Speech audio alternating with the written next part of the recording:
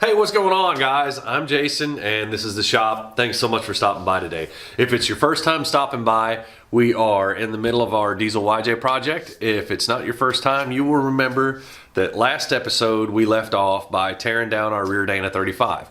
Now by the end of this episode, we will have our axle completely thrown back together. We'll have brakes on it and we might even have it up on wheels and tires. So stick around for that.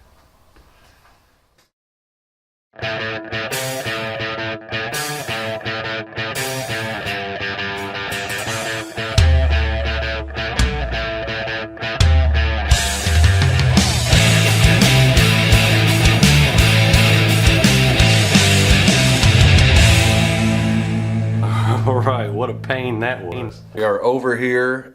We are with the sandblaster. You'll see I've got a few parts in there. I've got the brake backing plates both in there, and I've also got the rear drive shaft. So I'm gonna go ahead and start refurbing all this stuff right now. I'm gonna get the sandblaster and the air compressor fired up. So right after this, the audio is gonna drop out.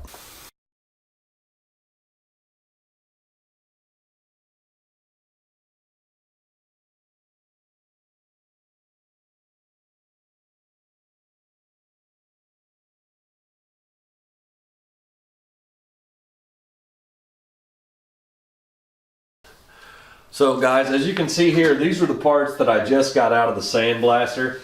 I went ahead and sandblasted the rear drive shaft, the brake backing plates, and these small parts from the brakes that we have to save. You can purchase these parts somewhere, I'm sure. I didn't really try. They're just little small parts that I'd rather just go ahead and refurb them. So the next thing we're gonna do is we're gonna go ahead and get our first coat of self-etching primer on all this stuff and get it protected.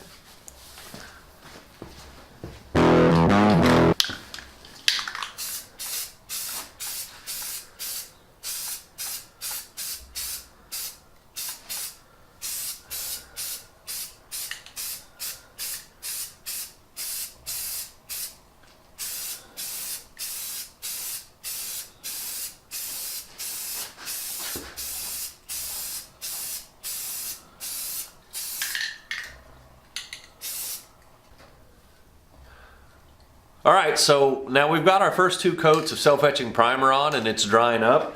The next thing that we're gonna do is use VHT epoxy paint. This is just regular black stuff.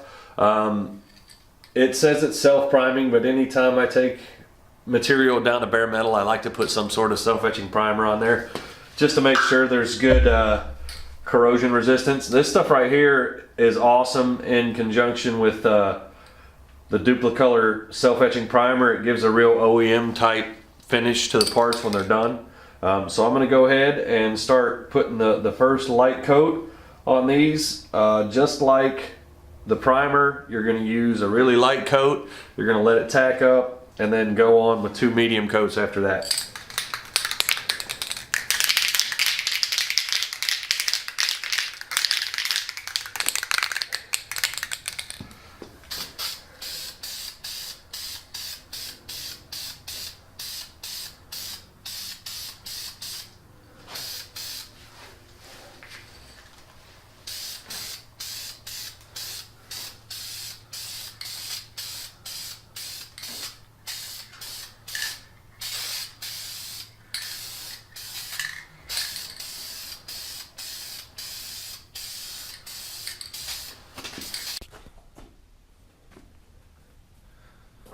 All right, guys, so coming back, here we are with our backing plates completely refinished. I got them set up over here on the workbench. We're gonna throw everything together. We're gonna do a loaded backing plate and install it all at once, just like we took it off here. Here's the parts that we're gonna be using. Just basic off-the-shelf parts, Raybestos cables, AC Delco, shoes and cylinders, hardware kit, and some sealant. So let's go ahead and start getting this stuff thrown together and finish up this rear axle. Here we go. First thing I'm going to do here is I'm going to apply some gasket maker type sealant around where the wheel cylinder bolts up, just to make sure it's a watertight connection and water doesn't get into our brakes from there.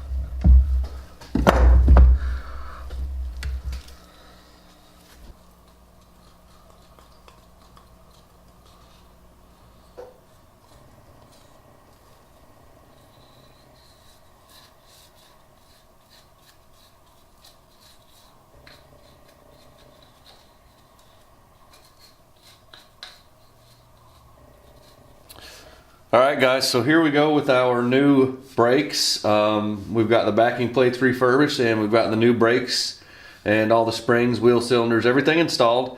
So the next thing that we're gonna do is go ahead and kind of put this thing in reverse. We're gonna throw our axle shafts back in, throw our differential together, and go ahead and get cleaned up for our new diff cover.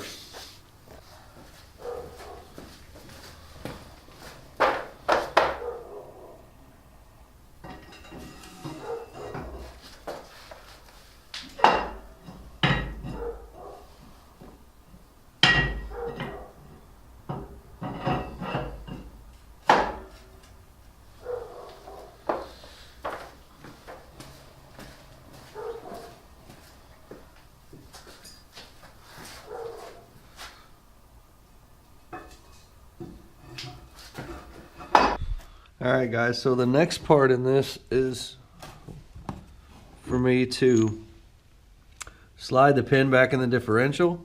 Now here is the alignment screw or the alignment hole for the screw. So we're just going to slide that back in, and then we're going to run our small pin back in and tighten her up. So I'm going to go ahead and get my 12-point quarter incher and get this thing torqued down, and then we'll come back, torque the bearing cap, and start scraping off this old gasket right here so we can get some new gasket material down.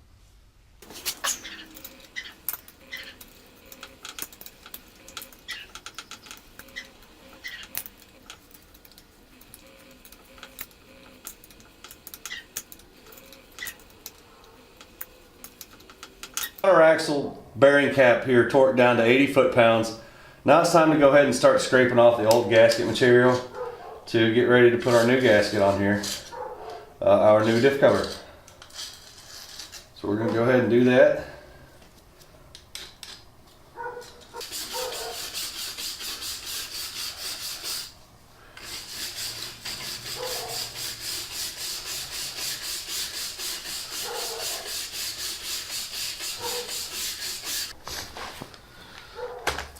So guys, here's our new diff cover. It's pretty sweet. This is an actual Dana Spicer diff cover. It's made for this differential by Dana, so I thought it would be fitting. It's nodular iron. It's got a drain plug and a fill plug. So it's pretty awesome. We're gonna go ahead and get this installed.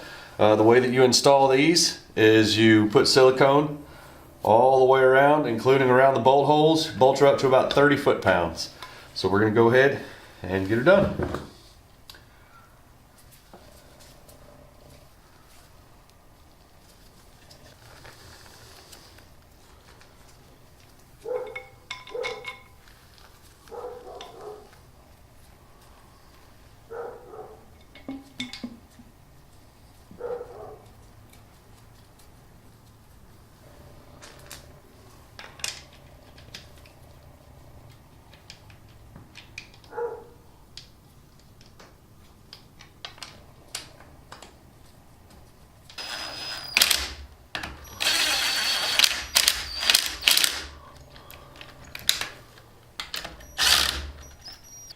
Alright guys, so I just wanted to give you your first look at the finished product. There it is with the drums on. Come down here and you can see our new diff cover installed. Looks pretty sweet. And then of course, over to the other side, we got our other drum on. Now I'm going to have to do a final adjustment on the brakes through the back here. There's a small hole down there on the bottom right behind the jack stand. So I can't do it now, but as soon as I get this thing up on the tires here shortly, I will go ahead and do the final adjustment on the brake and put the rubber plug in there. So, all right guys, we got our back axle done. Let's go ahead and fill it full of diff fluid. It takes about 1 3/4 quarts, 1.7 liters, something like that. So just have 2 bottles of it and you'll be fine. So we'll go ahead and get that done and see what we can do about getting this thing on some tires, guys. Awesome. So guys, that's it. We have one finished Dana 35 axle here. We are up on wheels and tires now. Just an old set that I got laying around the shop, so not permanent by any means, but it looks great. Soon we're going to start the front axle. It's going to be awesome. We got a lot of good parts coming in for it. Don't have all of them yet, but as soon as I do, you can be sure that we will go ahead and post a video. Until then, guys, Thanks so much for stopping by. Please comment, like, subscribe, and remember, no matter what you choose to do today, just be thankful that you can. We'll see you next time.